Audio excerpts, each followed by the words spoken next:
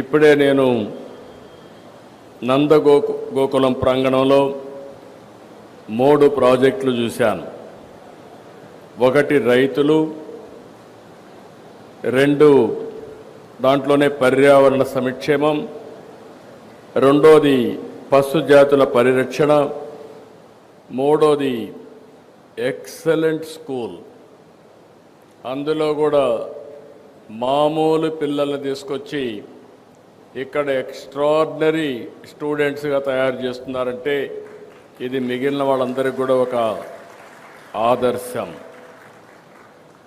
ఈరోజు ఇక్కడ చూసినప్పుడు Vishwasamudra bio energy ethanol plant, Nandagokulam save the bull, Nandagokulam life school, ఈ మూడింటిని ఈరోజు నేను ఇనాగరేట్ చేయడం నాకు ఒక నూతనమైన ఎక్స్పీరియన్స్.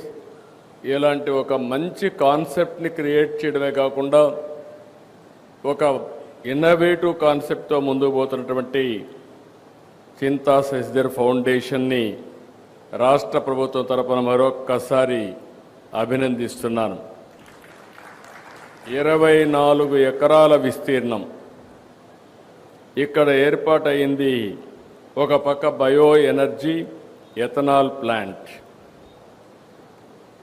ఇందులో 200 లీటర్ల ఎథనాల్ ఉత్పత్తి చేయాలని లక్ష్యంతో 15,000 టన్నులకు పాడైన బియ్యం వంటి నూకలన్నీ కూడా తీసుకొచ్చి ఇక్కడ ఎథనాల్ తయారు చేస్తున్నారు. గవర్నమెంట్ ఆఫ్ ఇండియా ప్రకారం దీన్ని ఏ విధంగా పెట్రోల్లో మిక్స్ చేయాలో మిక్స్ చేయడం కోసం మామూలుగా కేంద్రం ఒక రూల్ పెట్టి 20% వరకు ఎథనాల్ బ్లెండింగ్ ప్రోగ్రామ్ తీసుకొస్తే దాన్ని ఇక్కడ సద్వినియోగం చేస్తున్నారు.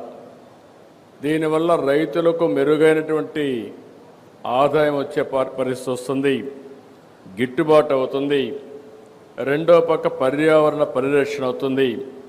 ఈ నూతనమైన కాన్సెప్ట్ని గవర్నమెంట్ ఆఫ్ ఇండియా ప్రమోట్ చేస్తూ ఉంటే దాన్ని అందిపుచ్చుకున్నటువంటి ఈ సంస్థను అభినందిస్తున్నా.